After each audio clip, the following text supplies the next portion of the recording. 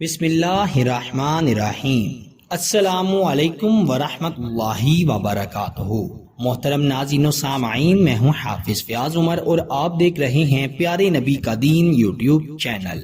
میں امید کرتا ہوں کہ آپ سب خیریت سے ہوں گے اور اللہ تعالیٰ سے دعا کرتا ہوں کہ اللہ تعالیٰ آپ کو سدا خیر و عافیت کے سائے میں رکھے۔ پیارے دوستو، آج آپ کی خدمت میں بجلی سے بھی تیز وظیفہ لے کر حاضر ہوا ہوں۔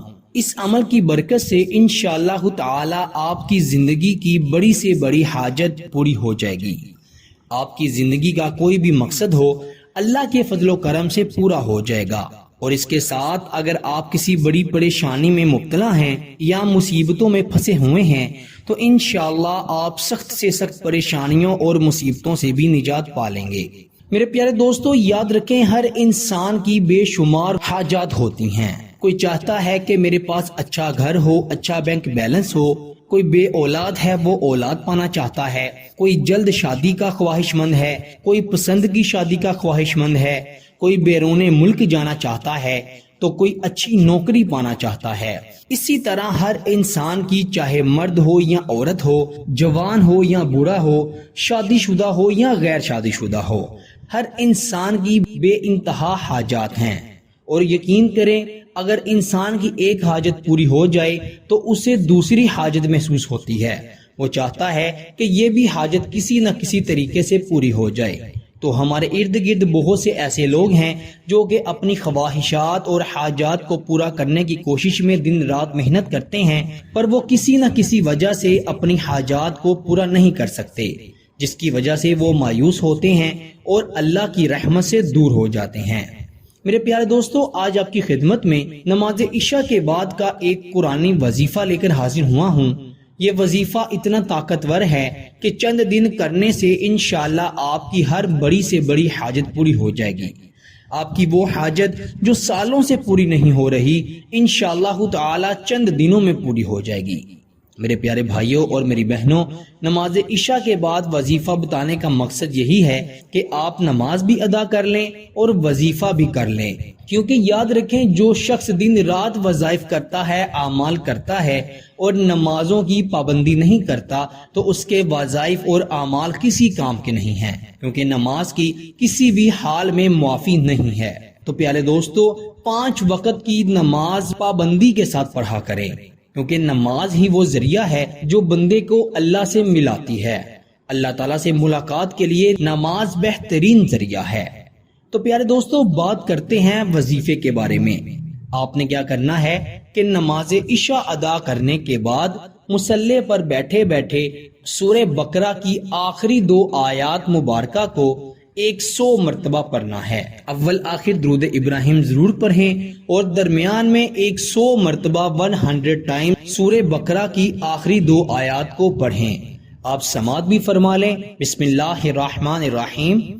آمن الرسول بما انزل الیہ من ربہ والمؤمنون کل آمن باللہ وملائکتہ وکتبہ ورسلہ لا نفرق بین احد من رسلہ وقالوا سمعنا واطعنا غفرانك ربنا واليك المصير لا يكلف الله نفسا الا وسعها لها ما كسبت وعليها ما اكتسبت ربنا لا تؤاخذنا ان نسينا او اخطأنا ربنا ولا تحمل علينا إصرا كما حملته على الذين من قبلنا ربنا ولا تحملنا ما لا طاقة لنا به واعف عنا واغفر لنا وارحمنا أنت مولانا فانصرنا على القوم الكافرين۔ آپ اس کا ترجمہ بھی ملاحظہ فرما لیں۔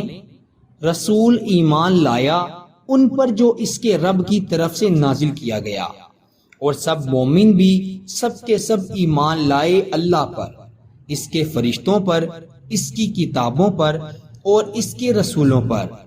ہم اس کے رسولوں میں سے کسی میں فرق نہیں کرتے، اور وہ کہتے ہیں ہم نے سنا اور ہم نے اطاعت کی، تیری بخشش اے ہمارے رب اور تیری طرف ہی لوٹنا ہے۔ اللہ کسی کو اس کی طاقت سے زیادہ تکلیف نہیں دیتا۔ اسی کے لیے ہے جو اس نے نیکی کی اور اسی پر ہے جو اس نے گناہ کمایا۔ اے ہمارے رب اگر ہم بھول جائیں یا ہم خطا کر لیں تو ہمیں نہ پکڑنا۔ اے ہمارے رب ہم پر وہ بوجھ نہ ڈال جیسا کہ تو نے ہم سے پہلے لوگوں پر ڈالا۔ اے ہمارے رب تو ہم سے وہ بوجھ نہ اٹھوانا جس کے اٹھانے کی طاقت ہم میں نہیں۔ ہم سے درگزر فرما اور ہمیں بخش دے اور ہم پر رحم فرما، تو ہی ہمارا مولا ہے، پس کافر قوم کے مقابلے میں ہماری مدد فرما۔ پیارے دوستو، پہلی آیت مبارکہ میں ان ایمانیات کا ذکر ہے جن پر اہل ایمان کو ایمان رکھنے کا حکم دیا گیا، اور اس سے اگلی آیت میں اللہ تعالیٰ کی رحمت و شفقت اور اس کے فضل و کرم کا تذکرہ ہے کہ اس نے انسانوں کو کسی ایسی بات کا مکف نہیں کیا جو ان کی طاقت سے بالا ہو۔ ان دونوں آیات کی حدیث میں بڑی فضیلت آئی ہے۔ نبی کریم صلی اللہ علیہ وسلم نے فرمایا، جو شخص سورہ بقرہ کی آخری 2 آیتیں رات کو پڑھ لیتا ہے تو یہ اس کو کافی ہو جاتی ہیں، یعنی اس عمل کی بدولت اللہ تعالیٰ اس کی حفاظت فرماتا ہے۔ دوسری حدیث میں آتا ہے، نبی کریم صلی اللہ علیہ وسلم کو معراج کی رات جو 3 چیزیں ملیں، ان میں سے ایک سورہ بقرہ کی یہ آخری 2 آیات بھی ہیں۔ کئی روایات میں یہ بھی ہے کہ اس سورہ کی آخری آیات آپ صلی اللہ علیہ وسلم کو ایک خزانے سے عطا کی گئیں جو عرش الہی کے نیچے ہے، اور یہ آیات آپ صلی اللہ علیہ وسلم کے سوا کسی اور نبی کو نہیں دی گئیں۔ حضرت معاذ رضی اللہ تعالی عنہ اس سورت کے خاتمے پر آمین کہا کرتے تھے کیونکہ اس کی بے انتہا فضیلتیں ہیں۔ تو پیارے دوستو، عشاء کی نماز پڑھنے کے بعد اول آخر درود پاک پڑھ کر سورہ بقرہ کی آخری 2 آیات کو 100 مرتبہ پڑھنا آج سے شروع کر دیں۔ 11 دن کم از کم آپ نے یہ وظیفہ کرنا ہے۔ انشاءاللہ یہ وظیفہ پہلے ہی دن اپنا اثر دکھا دے گا، لیکن آپ نے عمل کے مکمل فائدے کے لیے 11 دن مکمل اس عمل کو کرنا ہے۔ انشاءاللہ آپ کو اس کا بہت زیادہ فائدہ ہوگا۔ آپ اس عمل کو خود بھی کریں اور اس کے بارے میں اپنے دوستوں اور رشتہ داروں کو بھی بتائیں۔ انشاءاللہ جو بھی یہ عمل کرے گا اللہ تعالیٰ اس کی ہر جائز حاجت پوری فرما دے گا۔ اللہ تعالیٰ ہم سب کو عمل کی توفیق عطا فرمائے، آمین ثم آمین۔ اپنا بہت سارا خیال رکھیے گا اور بندہ ناچیز کو اپنی دعاؤں میں ضرور یاد رکھیے گا۔ اللہ حافظ۔